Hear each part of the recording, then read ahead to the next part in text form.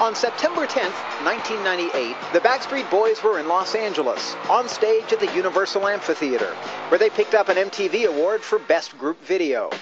But in only a matter of hours, tragedy would strike the band yet again.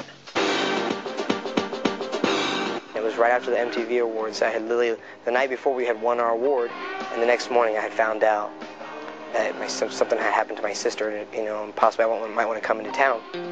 Howie Dorough was only 12 when his older sister Caroline was diagnosed with lupus, a disease that affects the immune system.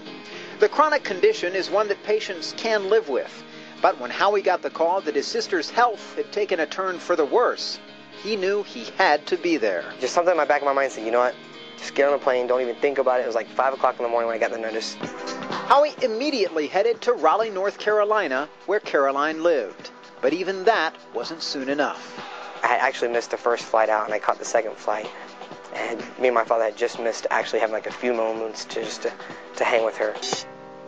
Though Howie's sister had lived with lupus for 13 years, her battle with the disease ended suddenly. She was 37 years old. Her death did come drastically there.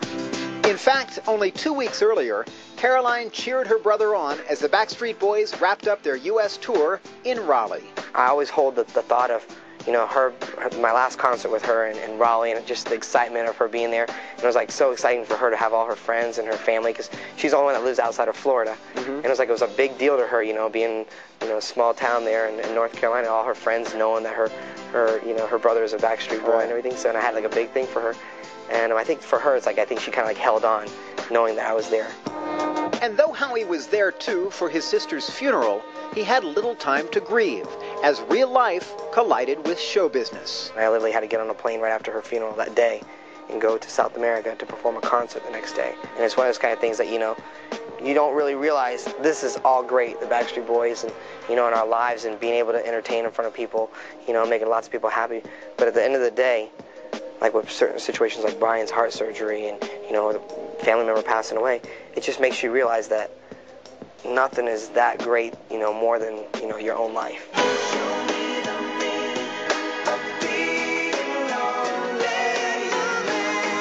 For the Backstreet Boys, Show Me the Meaning is a song that holds special meaning. It was a very, very personal, very touching song to us.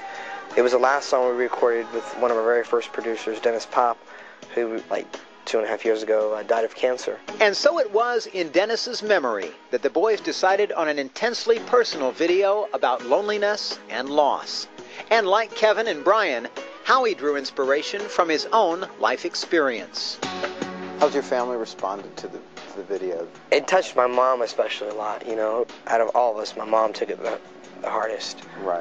Because it's like, it's one thing if, your parents pass away, but having your own daughter, your own son or whatever pass away, that's what they say, you're never supposed to bury your children. Yeah, exactly. So.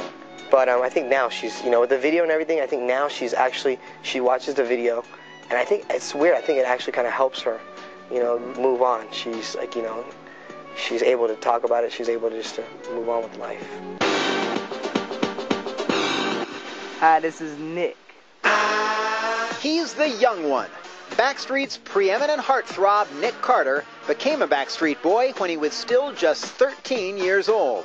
Perhaps it's no surprise then that Nick's mother was never far from his side. Jane Carter has indeed been the most involved and most visible Backstreet mom, relishing her son's spotlight and occasionally stepping into it. Nick Carter and his mom, y'all. While ex-girlfriends have written books purporting to expose some of Brian and AJ's most private moments, Nick's secrets were revealed by none other than his mother, who dished up the goods in 1998's Heart and Soul. It's really for the fans because they always ask me questions when I go like on tour or something with Nick. They always want to know about Nick. But 20-year-old Nick, who more so than any of his wingmen grew up in the public eye, appears increasingly headstrong and independent. And while he's resisted pressures to leave the Backstreet nest in pursuit of solo glory, I feel at one with what I'm doing right now. So it's like, no matter what people say, it really doesn't affect me. Nick's relationship with his business-minded mother is strained. Jane Carter, who is now guiding the career of Nick's 12-year-old brother Aaron, actually spoke to the National Enquirer, telling them in January that Nick had devastated his family by not showing up to spend Christmas with them, and then announcing that he was moving out of the California ranch he had only recently purchased for them and was instead moving into a Florida home with his on-again, off-again girlfriend. Are you still in the same relationship that you were in a year ago? Is that? Yeah. Yeah. As you know, there was a lot of talk that had led to falling out with you and your mom. Is that?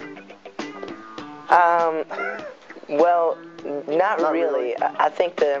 It wasn't the relationship so much? No, it wasn't. It was more deeper than that. It was definitely deeper than that. I think that was a scapegoat for a lot of things, for other things that were going on. What exactly was and is going on, Nick wouldn't say, though it's clear that he is attempting to put some distance between himself and his mother. She's been pretty involved in your career from the get-go. I mean, do you now think that maybe it's not such a good idea for family and business to be intertwined? I believe that right now, it's more so that I want to be just family and not business. That is probably the big issue, what it was.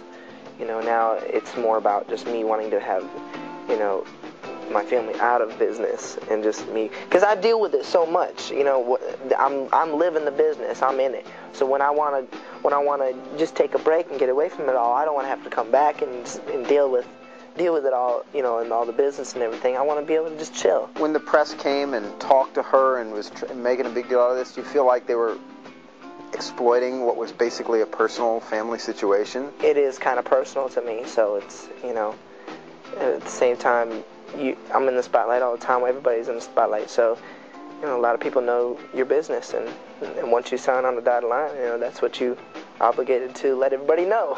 Safe to say there won't be too many Heart and Soul Part 2 book coming out anytime soon? Not anytime soon.